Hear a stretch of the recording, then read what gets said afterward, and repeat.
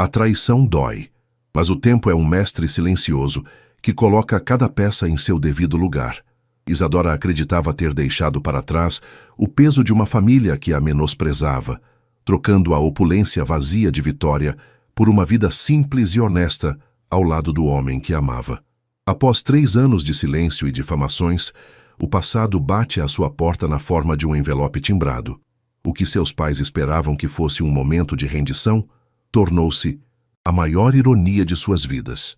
Antes de começarmos essa história incrível, não se esqueça de curtir o vídeo, se inscrever no canal e contar pra gente nos comentários de onde você está ouvindo essa história. O sol da tarde entrava pela janela da nossa sala em Itaparica, Vila Velha, pintando o chão de um laranja quente que parecia acalmar a alma. O cheiro de café recém-coado se misturava à brisa leve que trazia o salitre do mar, apenas a alguns quarteirões dali. Eu observava Cássio na cozinha, cantarolando uma música qualquer enquanto arrumava as canecas. Ver a tranquilidade no rosto dele era a minha maior vitória.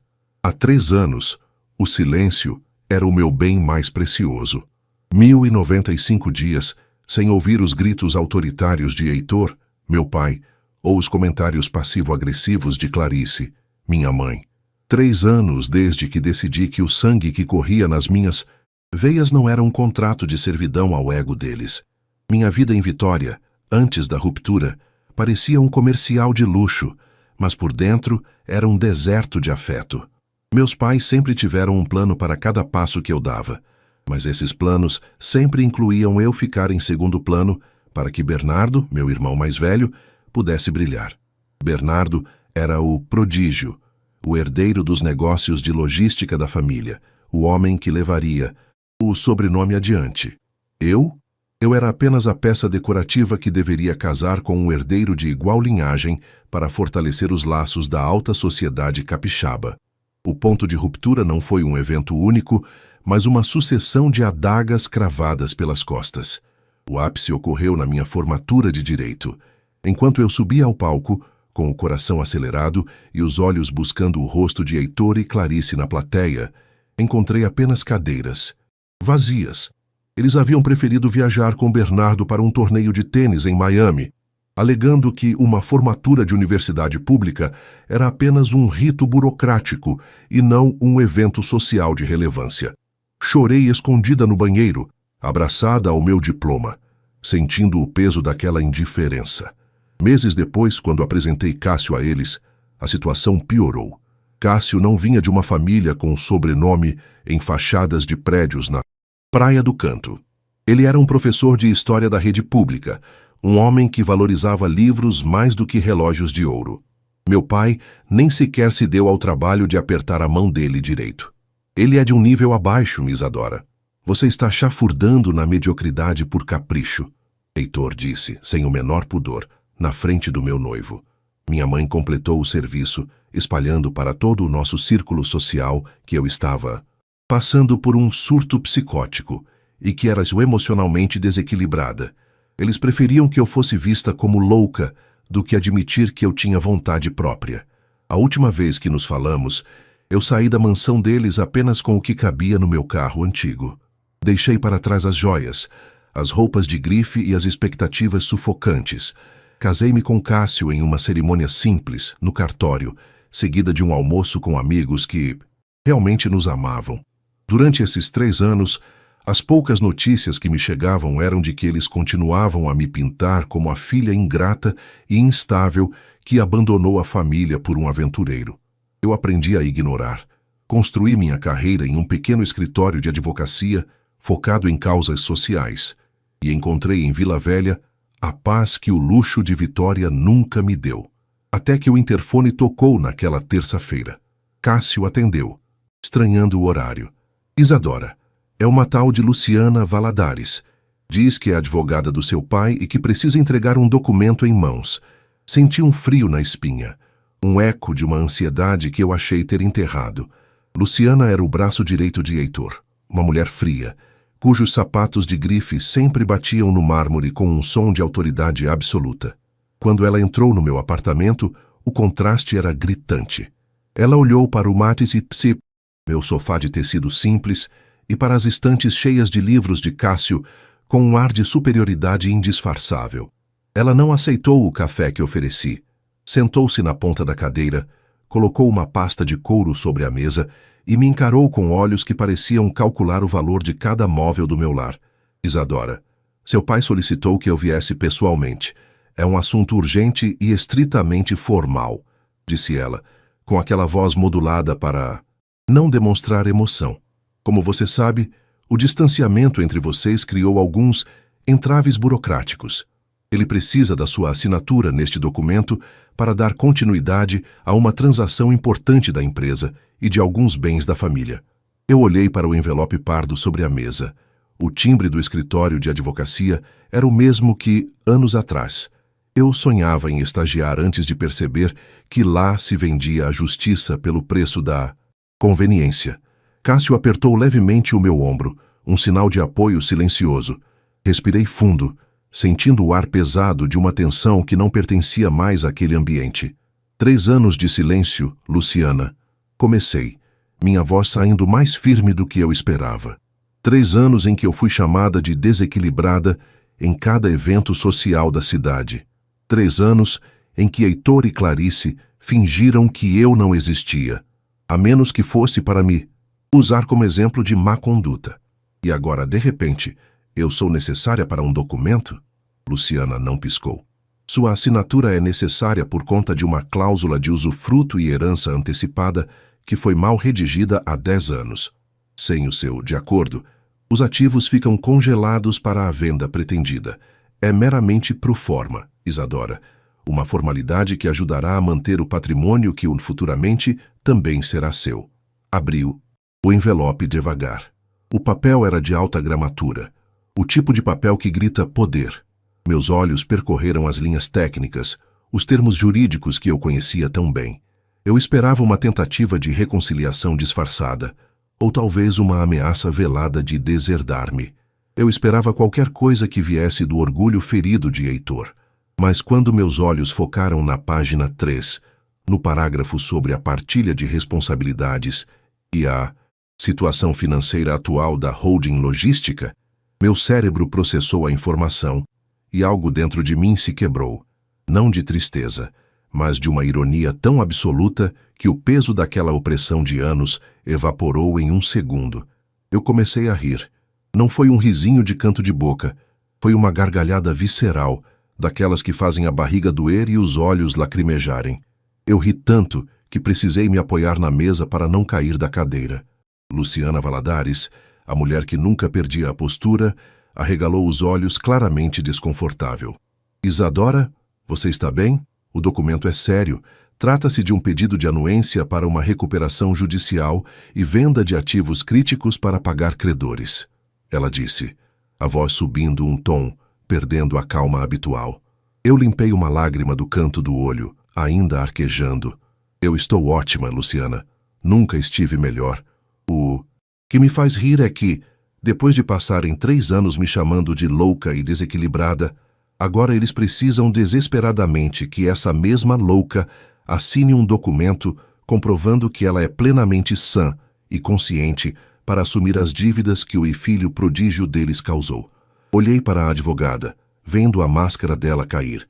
A realidade por trás do papel era deliciosa. Bernardo, o gênio dos negócios, tinha afundado a empresa em empréstimos de alto risco para manter um estilo de vida de ostentação. Meus pais, para salvar o próprio nome, precisavam que eu abrisse mão da minha parte na herança legítima para quitar o rombo, transformando-me na fiadora moral de um fracasso que eles criaram. Eles não queriam minha assinatura para me dar algo. Eles queriam que eu os salvasse da própria arrogância. Luciana Valadares permaneceu estática, como se o som da minha risada fosse um ruído incompreensível, vindo de uma língua estrangeira.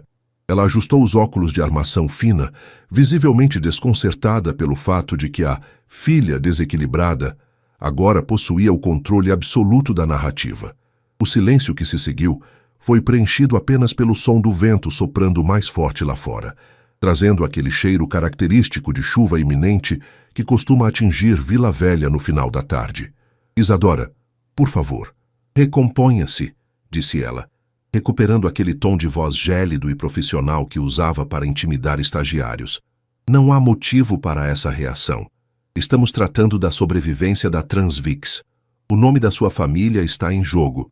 Se você não assinar essa anuência para a alienação dos ativos e a reestruturação da dívida, a empresa entrará em falência em menos de 60 dias e, por extensão, o patrimônio pessoal de Heitor e Clarice será atingido.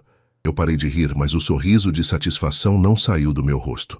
Olhei para Cássio, que estava encostado no batente da porta da cozinha, os braços cruzados, observando tudo com aquela calma de quem já leu muitos livros sobre a ascensão e queda de impérios.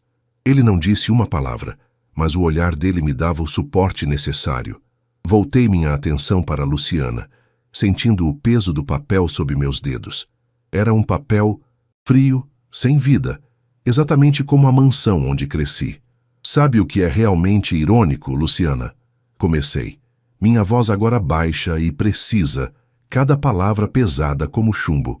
Há 3 anos, quando eu questionei os investimentos duvidosos que o Bernardo estava fazendo em criptoativos e no setor imobiliário de alto luxo, em Guarapari, meu pai me mandou calar a boca. Ele disse que eu tinha mente de pequena burguesa e que Bernardo tinha instinto dos grandes. Quando eu tentei mostrar as inconsistências no balanço da empresa, minha mãe sugeriu que eu procurasse um psiquiatra porque eu estava com inveja do sucesso do meu irmão. Levantei-me e caminhei até a janela. De onde eu morava, no 10º andar, eu conseguia ver o movimento dos carros na rodovia do Sol. O mundo continuava girando, indiferente ao drama da elite falida de Vitória. Eles passaram 3 anos, destruindo a minha reputação. Continuei sem olhar para ela. Contaram para todos os nossos conhecidos que eu tinha fugido com um qualquer, que eu não tinha estrutura mental para lidar com a realidade. Eles tentaram me interditar, Luciana. Você lembra disso? Você mesma redigiu a notificação inicial, alegando que eu não estava em pleno gozo das minhas faculdades mentais para administrar os poucos bens que eu tinha recebido de herança. Da minha avó. Ouvi o som da cadeira de Luciana rangendo. Ela estava desconfortável. Foi uma estratégia preventiva, Isadora. Seus pais estavam preocupados. Preocupados em manter o controle. Cortei, virando-me bruscamente. Agora, a realidade deu um soco na cara de vocês. O filho de ouro ainda faliu a Transvix. O instinto dos grandes nada mais era do que arrogância e má gestão. E para salvar o que restou, vocês precisam que a filha louca assine um documento confirmando que, afinal de contas, ela é perfeitamente sã.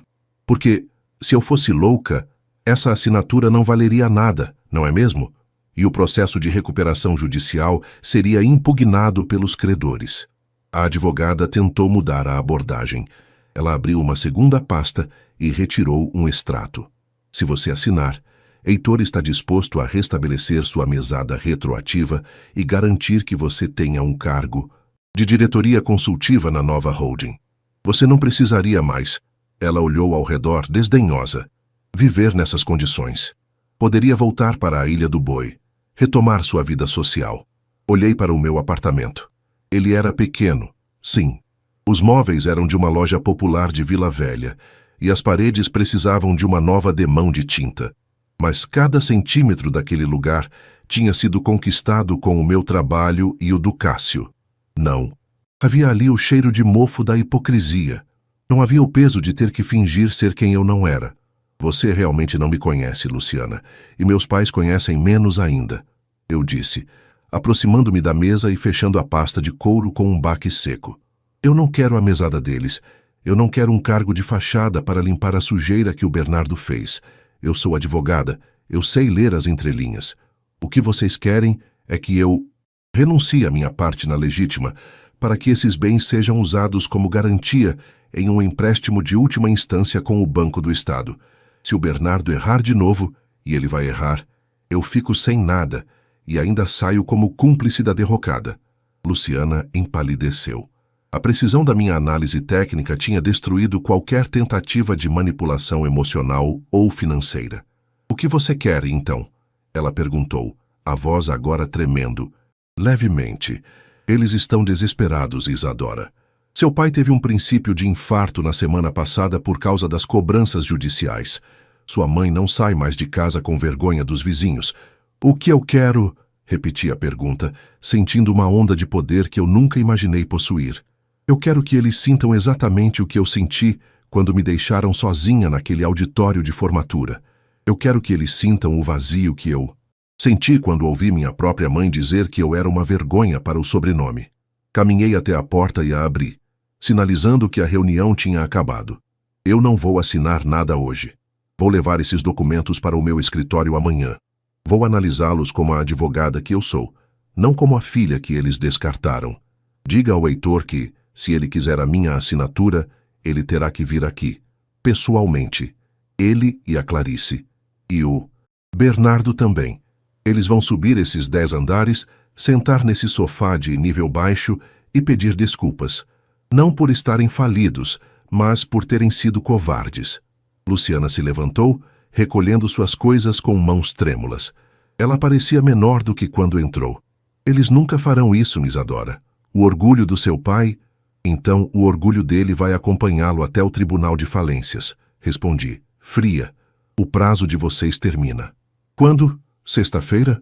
Pois bem, eles têm 3 dias para decidir o que vale mais, o ego deles ou a dignidade que ainda resta ao sobrenome que eles tanto prezam. Ela saiu sem dizer mais nada. O som dos saltos dela no corredor agora não soava como autoridade, mas como uma fuga apressada. Fechei a porta e encostei a cabeça na madeira, sentindo o meu coração martelar no peito. Cássio se aproximou e me abraçou por trás, escondendo o rosto meu pescoço. Você foi incrível, ele sussurrou.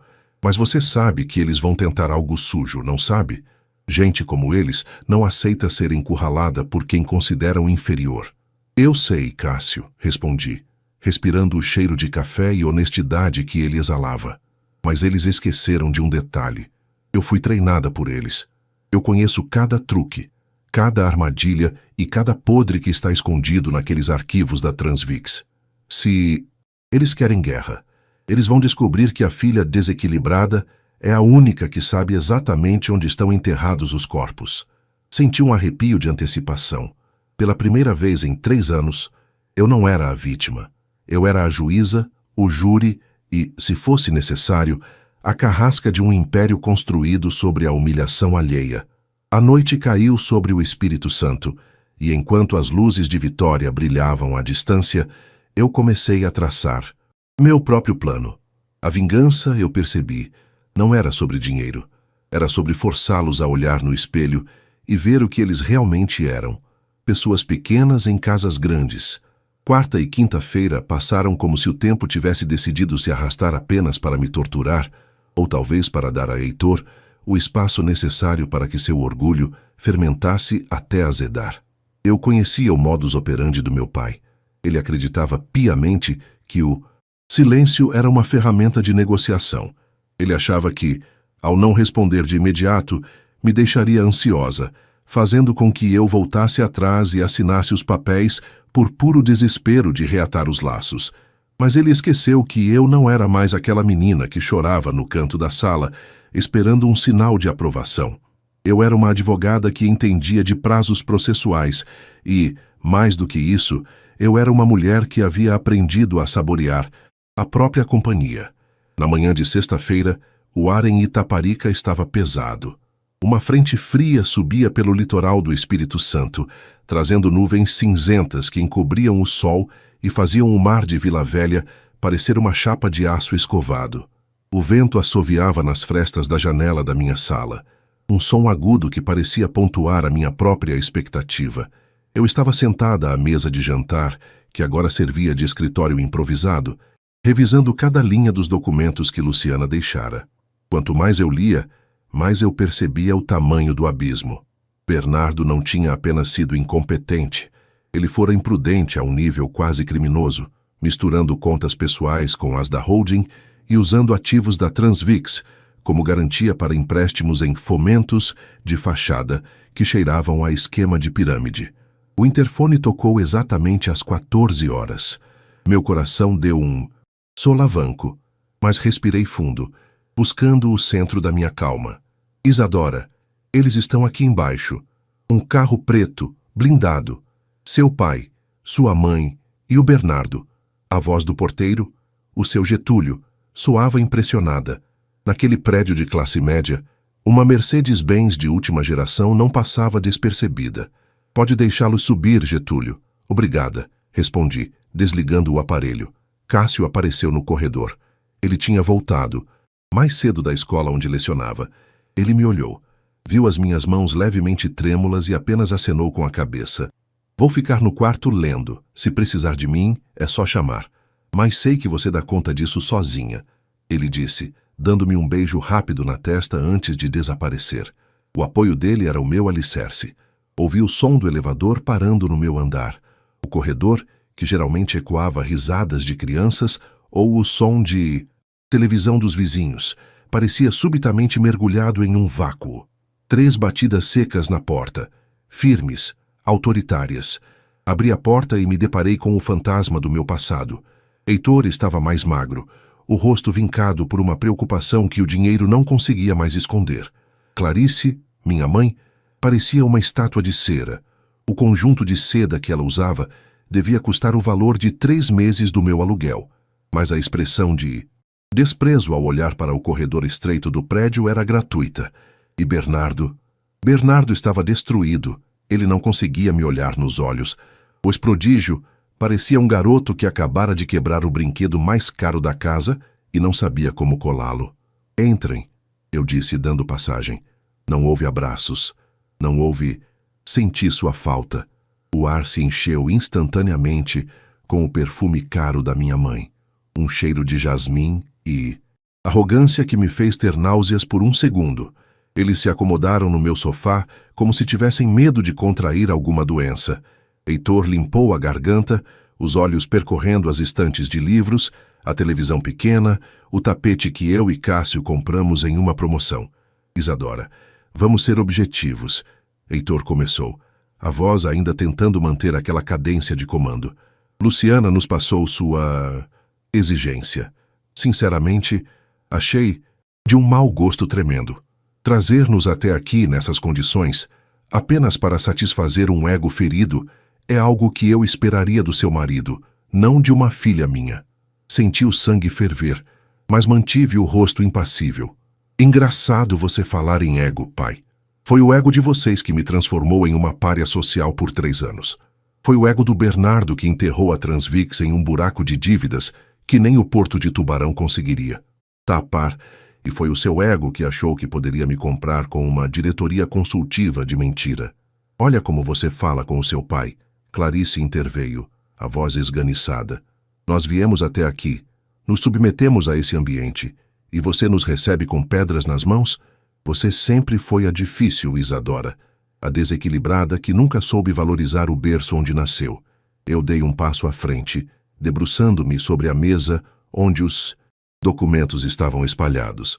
O berço onde eu nasci estava podre, mãe. E agora o cheiro está saindo pelas frestas. Eu li os contratos. Bernardo, você desviou quase 4 milhões para aquela holding em Guarapari, não foi? Dinheiro que era para o fundo de reserva dos funcionários. Você não é só um mau gestor, você é um fraudador. Bernardo finalmente levantou a cabeça. O rosto estava vermelho. Eu tentei salvar o negócio, Isadora. O mercado mudou. Os fretes caíram. Eu precisava de liquidez. Você precisava de um iate novo para ostentar na enseada do Suá, rebati sem piedade.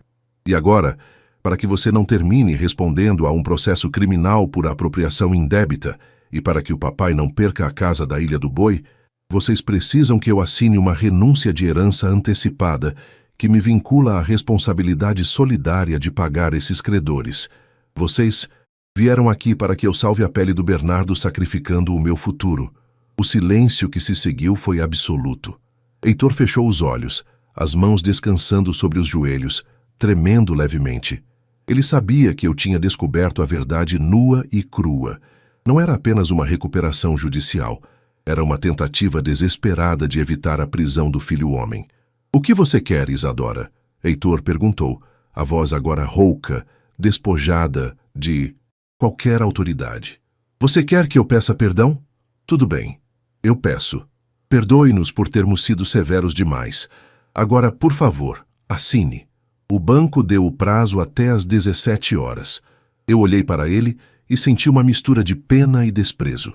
Aquele homem, que eu um dia vi como um gigante, era apenas um velho assustado tentando proteger um legado que já tinha morrido. Não é assim que funciona, pai.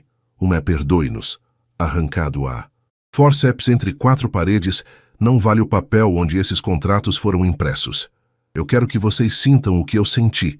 Eu quero reparação, e não estou falando de dinheiro. Peguei a caneta que estava sobre a mesa, mas não a encostei no papel. Eu os encarei um por um, sentindo que, finalmente, a balança da justiça estava equilibrada. O peso daquelas 3 pessoas no meu pequeno apartamento era enorme, mas eu me sentia mais leve do que nunca. Eu estava prestes a ditar as minhas regras, e o payoff de 3 anos de humilhação estava apenas começando a se materializar diante dos meus olhos. O silêncio na minha pequena sala de estar em Itaparica era tão denso que eu podia ouvir o tic-tac do relógio de parede. Um som rítmico que parecia contar os segundos finais do império dos meus pais. Heitor me encarava com uma mistura de incredulidade e fúria contida, enquanto Clarice buscava em sua bolsa um lenço de seda para secar um suor que nem sequer existia. Era apenas o nervosismo da elite perdendo o chão.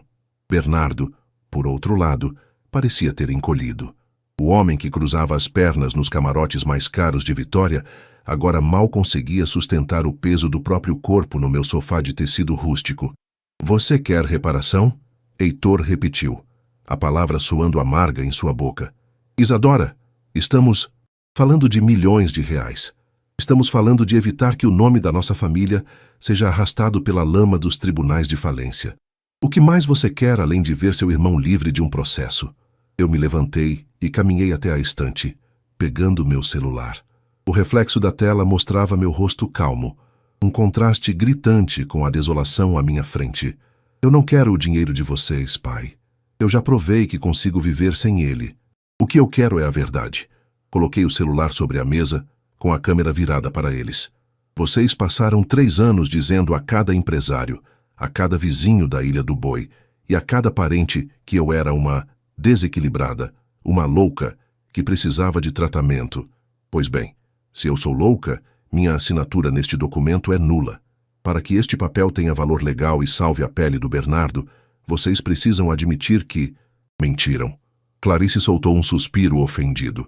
Isadora, isso é chantagem. Você quer que a gente se humilhe publicamente? Eu quero que vocês enviem uma mensagem oficial no grupo da família e nos círculos onde me difamaram, se retratando. E quero que o Bernardo assine este termo aqui. Puxei uma folha que eu mesma redigi naquela manhã, admitindo que todas as falhas financeiras da Transvix foram responsabilidade exclusiva dele, isentando-me de qualquer ônus futuro. Só então eu assino a anuência para a venda dos ativos. Bernardo olhou para o pai, esperando um milagre que não viria. Heitor olhou para o relógio. Faltavam menos de 2 horas para o fechamento do protocolo bancário. Ele sabia que, sem o meu de acordo, as garantias seriam executadas e a Polícia Federal estaria batendo à porta deles na semana seguinte para investigar a gestão temerária do filho de Ouro. A arrogância dele, finalmente, encontrou um limite que o dinheiro não podia comprar, o caráter da filha que ele tentou quebrar. Faça logo essa mensagem, Clarice. Heitor ordenou, a voz sem vida. E você, Bernardo, assine o termo dela. Não temos escolha. Ver minha mãe, com as mãos trêmulas, digitando uma retratação no WhatsApp enquanto Bernardo assinava sua confissão de incompetência, foi o momento mais catártico da minha vida. Não havia prazer na dor deles, mas havia uma satisfação profunda na restauração da minha dignidade. Assim que a mensagem foi enviada e eu recebi o sinal verde do meu advogado de confiança, que monitorava a situação, peguei a caneta. Assinei meu nome com a firmeza de quem não devia nada a ninguém. Aqui está, disse-me entregando os papéis a Heitor. Agora, por favor, saiam da minha casa. Tenho uma vida para viver e ela não inclui vocês. Eles saíram sem olhar para trás. Heitor carregava a pasta como se fosse um caixão. Clarice nem sequer se despediu. Bernardo foi o último a sair, parando no batente da porta por um segundo, talvez tentando encontrar algo para dizer, mas o silêncio era a única coisa que nos restava.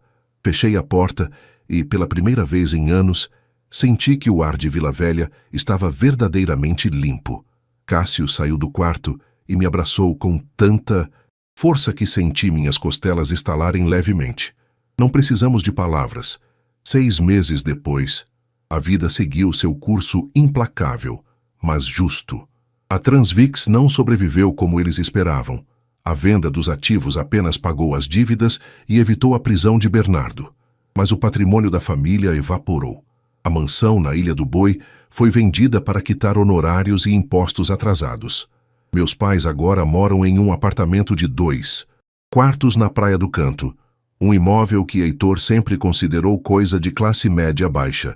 Bernardo está trabalhando como representante comercial de uma empresa de logística de terceiros, ganhando uma fração do que gastava em uma única noite de festa em Guarapari. Meu pequeno escritório de advocacia em Vila Velha, floresceu.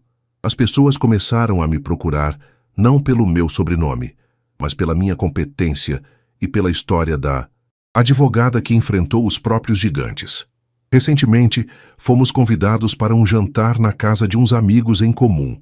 Eu e Cássio chegamos em nosso carro modesto, de mãos dadas, rindo de alguma piada interna.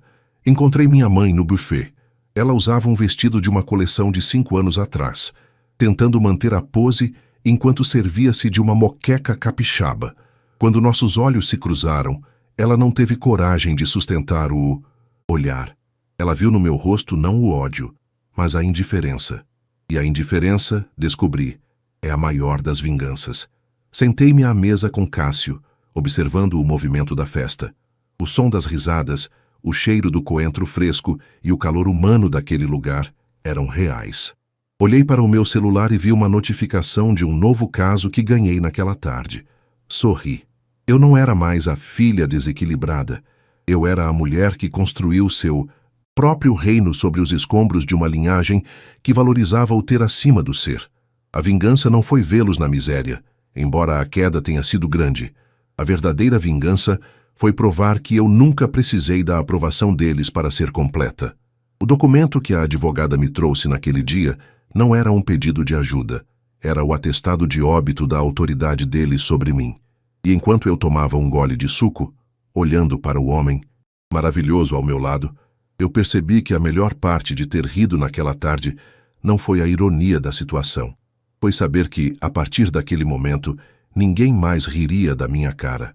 Hoje, quando passo pela terceira ponte e vejo as luzes de Vitória brilhando ao longe, não sinto nostalgia ou amargura.